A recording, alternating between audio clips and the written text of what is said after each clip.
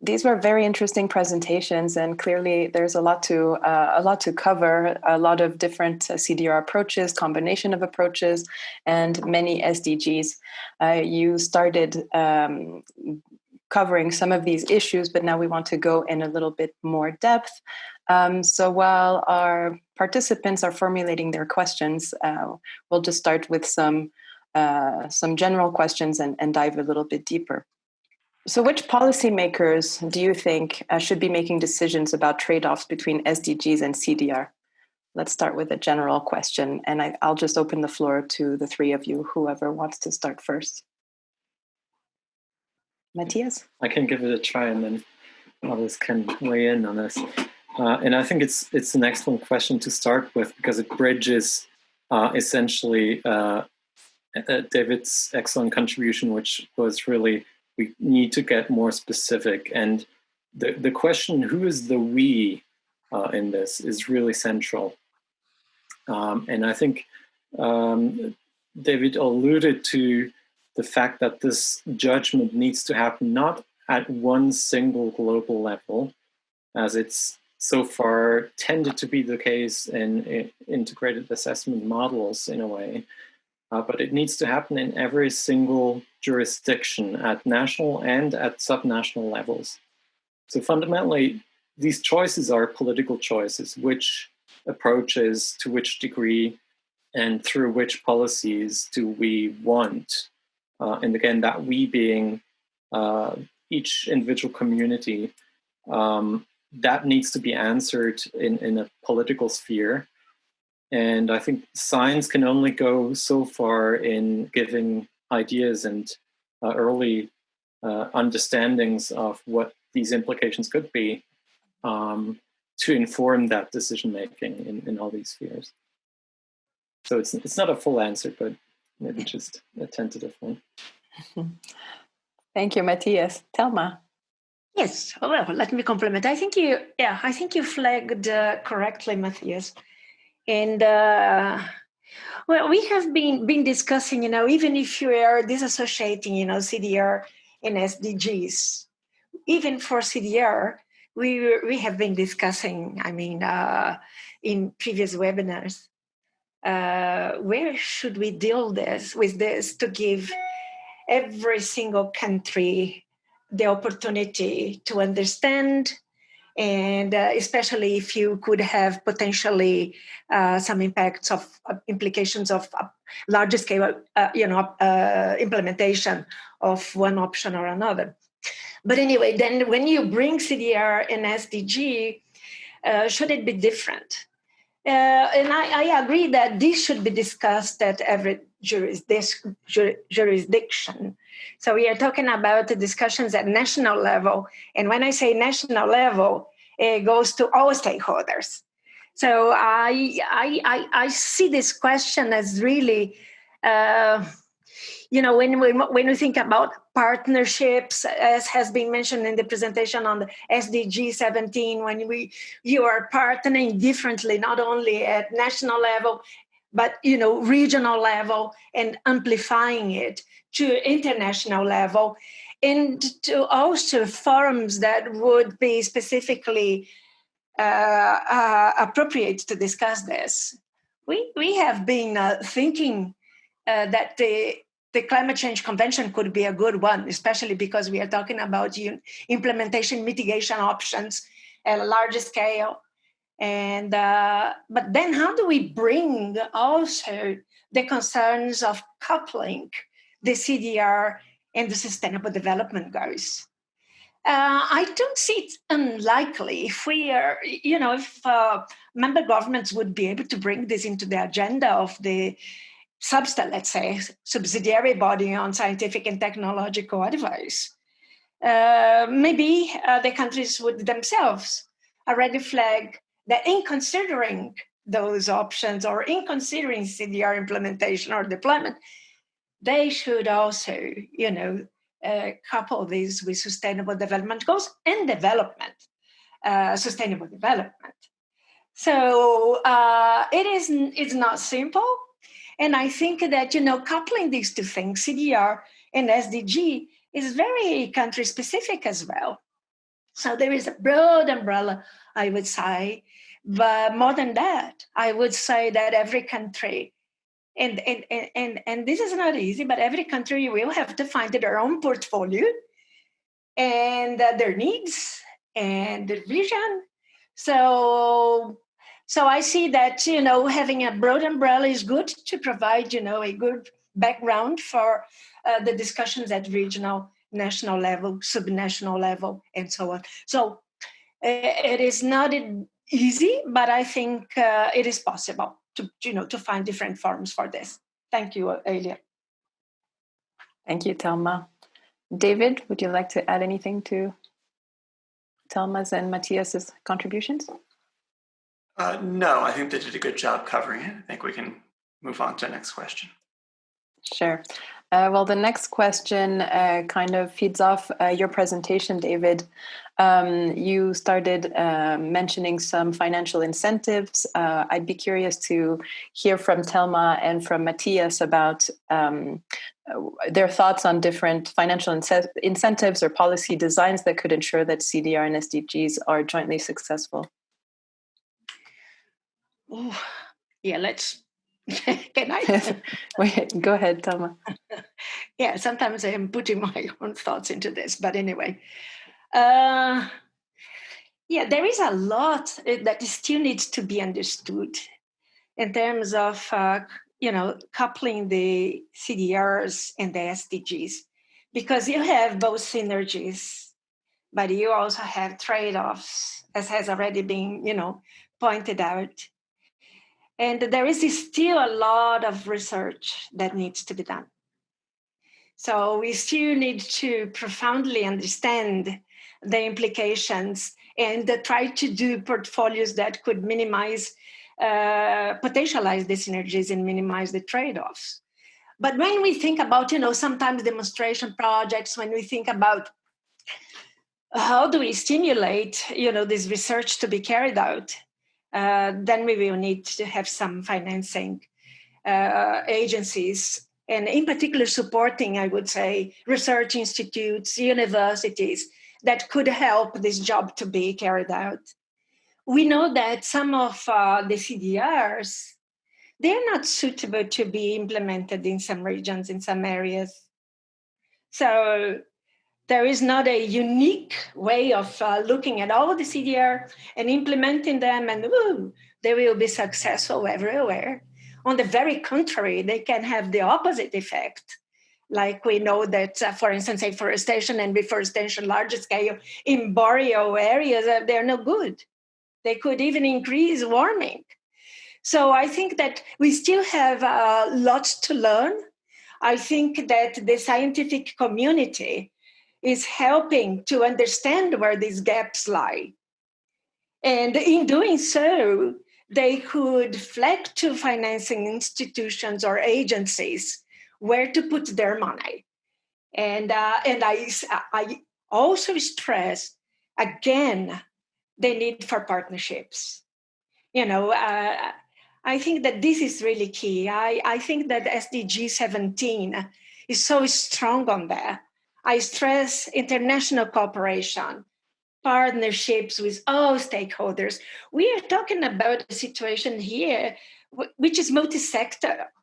We are not talking about something that, just this and that. So we need to look holistically at all these things.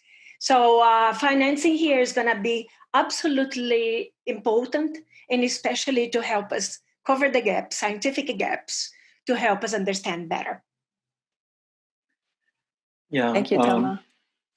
Thank Matthias, you. go ahead. There's one thing that's really crucial to understand is if we look at it as a policy problem, it's not a fundamentally new policy problem to incentivize mitigation action. And I say mitigation action because in my understanding of the UNFCCC's mission and the IPCC definitions, carbon dioxide removal or the enhancement of sinks, anthropogenic and natural sinks, is mitigation besides the drastic and rapid reduction in emissions.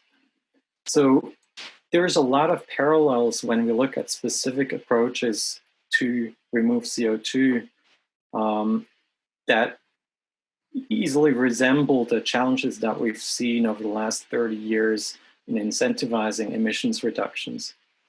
Of course, it very much depends which sector we're looking at. Let's say we look at industrial CO2 removals. That has many similarities to, let's say, enforcing technology standards to limit emissions for any given service that an industry is providing, for instance. If, on the other hand, we look at natural sinks in the land use sector, it's even more clear that this is not a fundamentally novel problem, but the land use sector has always been a part of climate change mitigation policy. And so there's a lot of lessons that we can draw on when we start to specifically consider individual measures in a given country, in a given jurisdiction, targeting a specific type of activity that does result in the removal of CO2. And we desperately need those partnerships that, Thelma, you point out in order to make those lessons visible and applied. And I'm saying this in part also given the flurry of announcements that we've seen, pledges from corporations to subnational governments to national governments to achieve net zero emissions in whatever shape or form. And those announcements often imply that they are going to be using carbon dioxide removal in some form. And there's a quite large gap between those announcements and the lessons that we can draw from that desperately needs to be addressed. Thank you, Matthias. Let's move on to questions from our participants. We have a question from Lyndon that I'll direct to David. It kind of links to some of the things we've been talking about so far. Lyndon is asking, what kind of mechanisms is needed to address governance issues of CDRs? Do you see any additional forum covering all CDR issues being successful, or should separate fora be created for different approaches? So she gives the example of land-based, technology-based, ocean-based. Would it make more sense to better leverage existing fora? That's a great question. I think that in general, the answer is that you would want to use existing mechanisms in fora to govern different kinds of CDR, that you don't want a single integrated approach and don't necessarily need new instruments or governance mechanisms. The exception there is that you might want some role in, say, the UNFCCC, the Framework Convention, to think about the role of CDR in general as part of the response to climate change. But then each of the different approaches is likely to need distinct kinds of governance, or governance to address distinct kinds of concerns. And I don't think it really makes sense to put all of those into a single institution. I would be curious to hear what the other panelists have to say about that. Matthias or Thelma? I was thinking here. The one thing that comes to my mind that it's possible, but this is entirely my vision here with some recollection of what happened before when the Climate Change Convention was dealing with the Kyoto Protocol and the carbon capture and storage. So when you're talking about, carbon capture and storage, and you have both for BECCS, bioenergy with carbon capture and storage, and also DACs, direct air capture and storage. I think that one concern, obviously everything I think has the issue of how much you're going to do, where you're going to put these things, where you're going to storage, what you are capturing, the CO2. And in particular, there were concerns when this issue was brought into the table of the Kyoto Protocol as an eligible, let's say, activity there. there are concerns. There are concerns that, there could be leakage, and then leakage could go, you start here, but then you're going to have an impact somewhere else. So I'm guessing that might be something to be thought of. That some of these CDR could have different implications. Possibly that is also applicable when you go to ocean. But this is why I'm saying this is very my own response to this. I like to differentiate when I'm talking about, the science in the IPCC. So I would like to say that this is really my personal vision, taking some previous experiences on discussions of these, in particular in the Climate Change Convention. So I would say that most likely some of these will deserve some specific treatment and differentiated. Yes, I'd very much like to second that, and also the notion that it's worth distinguishing between CDR types that can take place domestically within the physical boundaries of one single country, and those that might take place on the high seas and therefore jurisdictionally have much different challenges. So for those that can take place domestically, I think the example given of the Kyoto Protocol and its flexibility mechanisms is quite helpful to understand one area where it's absolutely central, in my view, to have a multilateral approach, and that's in the MRV, in the monitoring, measuring, reporting, and verification of the CO2 outcomes of a particular activity. If there's no common set of rules how this MRV is done, essentially you will see claims all over the place, which are redundant and overlapping and double counting the same activities several times over. Not only when you have a system of an actual market-based system, but even when you have climate finance being allocated to CDR activities.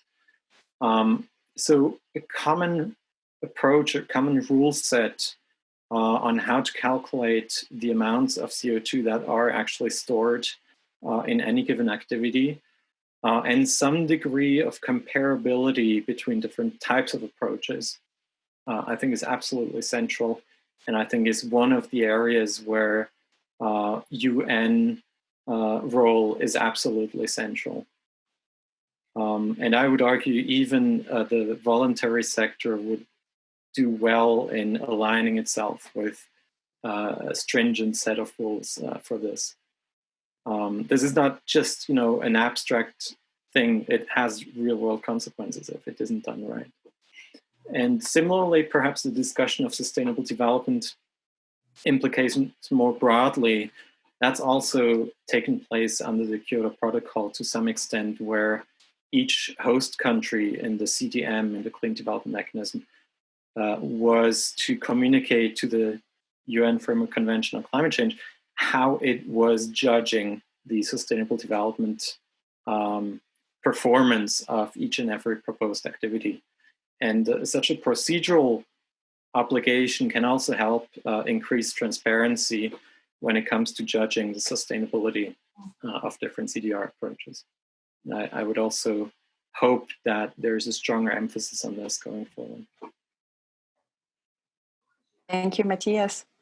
We have a helpful question about the public acceptance, and it kind of links to transparency.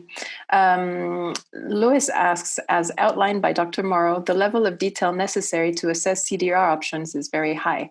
However, most academic pieces on roadmaps to scale CDR to climate relevant numbers have outlined public acceptance as both a potential enabler, but also a potential obstacle. How can broad public acceptance and engagement from a broader public be achieved if the entry level for fruitful discussions is assumed to be high given the complexity of CDR assessment? And before giving you the floor, I just want to let everybody know that we have just over 10 minutes left. So if you have any questions, please do send them in the Q&A box.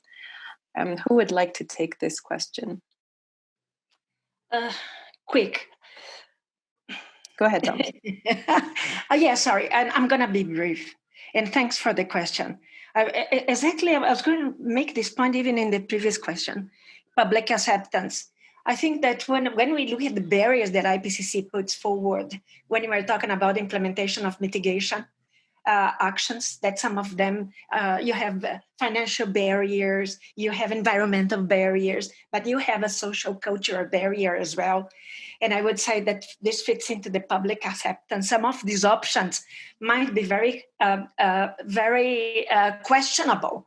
In particular, if you are thinking about the scale, if you're doing this large scale in the country, and possibly the threat that in some regions, this large scale implementation that the country might see as an opportunity might affect those communities that have land tenure issues, for instance. So they might be displaced. Indigenous peoples, for instance, also might be displaced. So there is no security for them. So I find that for some of these implementation, including the way this is going to be made, it needs to have engagement at all levels. So this is part of the governance that we see it, multi-level governance, getting into the local communities where this potential implementation could take place and could affect their life. So engage them so that they are part, they understand why this is being done. So public acceptance is only done if you have an inclusive, multi-level process where everybody has a voice. It is not easy. It takes time. It takes a lot of time. It takes a lot of effort. It takes a lot of courage to do it, but it needs to be done.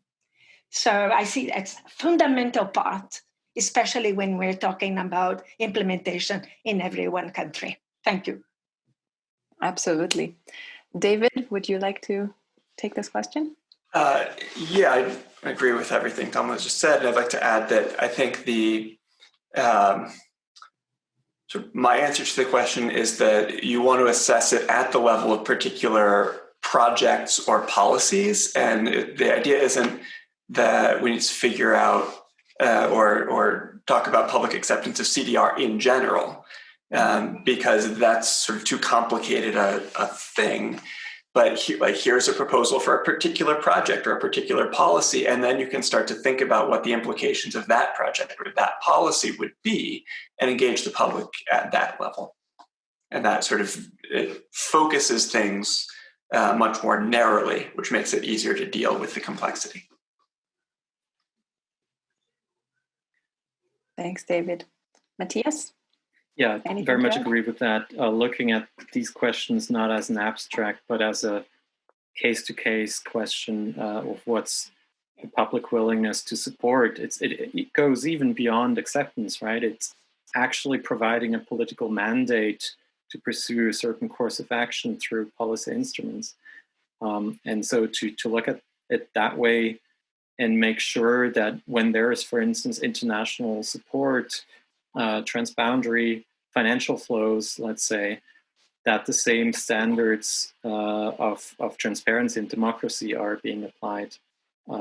That's then again the role of perhaps a multilateral coordination in that. Thank you. Okay, let's move on to another question. Lebeau asks, should we not start looking at SDG indicators as performance indicators, which is then based on outcomes and not outputs?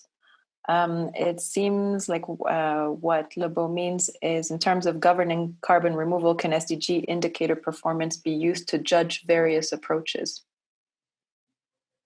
I hope we're understanding the question correctly.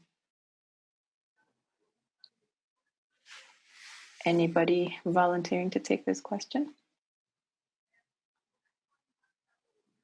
I can give it a shot. I mean, the question of what criteria do we take and what measurable indicators do we apply when we assess novel policy proposals in general is a very tricky one, because you need to be able to operationalize indicators, again, for each and every specific proposal. And that operationalization, I would say, is very hard to do if we want to do it in a global and general categorical CDR way. I think, and this goes back to the democracy or participation question in a way, the judgment of what are the criteria by which we decide something is desirable or not, in a way, needs to come from bottom up as well, to some degree. There is a need for some level of global agreement when it comes to, globally supported efforts. But given that these are also going to be implemented in different countries, I think the countries need to have a say in how they view, sustainable development themselves. Thank you, Matthias. Anything else to add from Thelma or from David? No. That's in this one.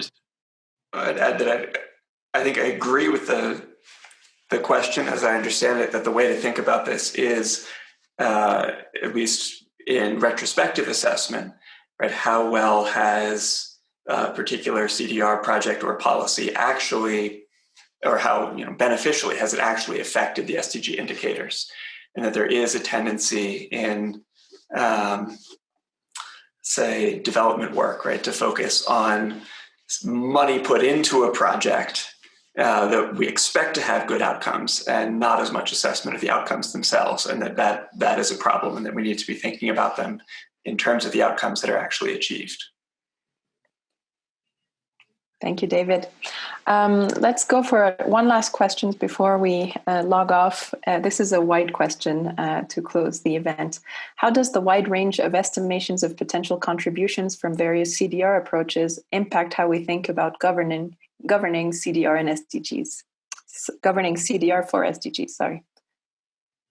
I'll repeat that. How does the wide range estimations of potential contributions from various CDR approaches impact how we think about governing CDR for SDGs?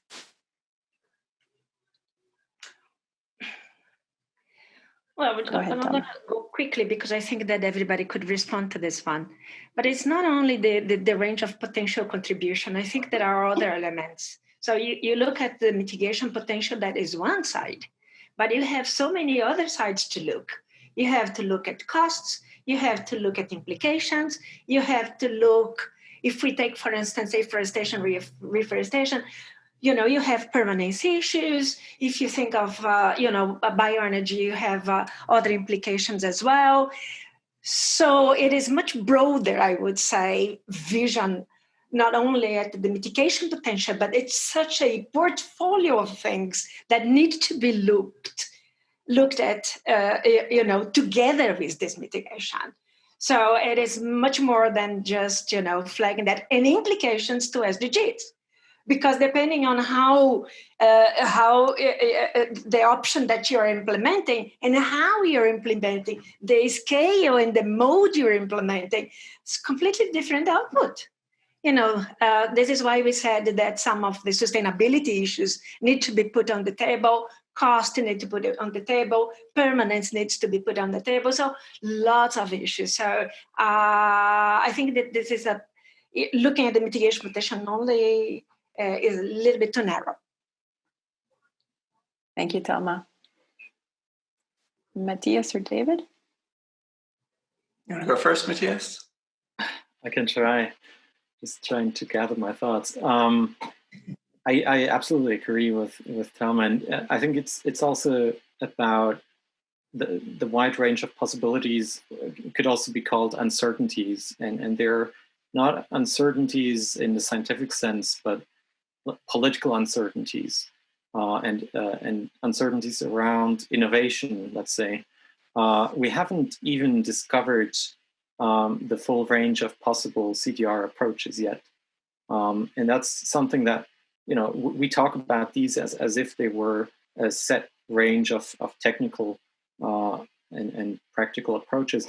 But when we talk about, let's just say, bioenergy with carbon capture and storage, we can also apply the same principle, namely using biomass and essentially putting the resulting CO2 on the ground by applying carbon capture at a waste incineration plant. And it's absolutely baffling to me that this has not played a larger role in the discussion today. And it shows that we are very much focused on a narrow focus, and that we need to, by engaging in partnership and discussion, discover the different possibilities and how they, again, specifically might play out in the future. And in this sense, I fully agree. Yeah. David. I would add to that we should see this wide range of estimates as sort of spur to learn more about what I'd say is the real potential, right? How much could we actually do in a sustainable way? And that thinking about the SDGs or sustainable development as constraints on this, on different approaches to CDR, might help us reach more realistic estimates, because some of the higher estimates in particular are sort of technical or theoretical potential, right? How much could we theoretically do? But those usually ignore the real constraints that come from social and environmental impacts. Right? Mm-hmm. And just because those constraints are social doesn't make them less real. And so it's often helpful in trying to figure out what the upper limit is to think about what those constraints might be. So it's sort of a two-directional thing. Thank you. Well, this is all the time we have today. We've received some very interesting questions. Thank you to the participants who tuned in today. Thank you to all three of you for your participation and for the answers to these interesting questions. I'd just like to point out that if you want more information on the upcoming webinars that we have lined up for you, you can visit our webpage at c2g2.net/C2GLearn. There will be a survey popping up at the end of this event. We would really appreciate it if you would take the time to fill up this short survey to help us improve the quality of the event. I want to also thank my colleagues behind the scenes for supporting the, making this event run smoothly. It's always a team effort, and really appreciate the support that I got from them today. So thank you very much for your time, and we look forward to seeing you next time. Have a nice day. Thank you. Bye.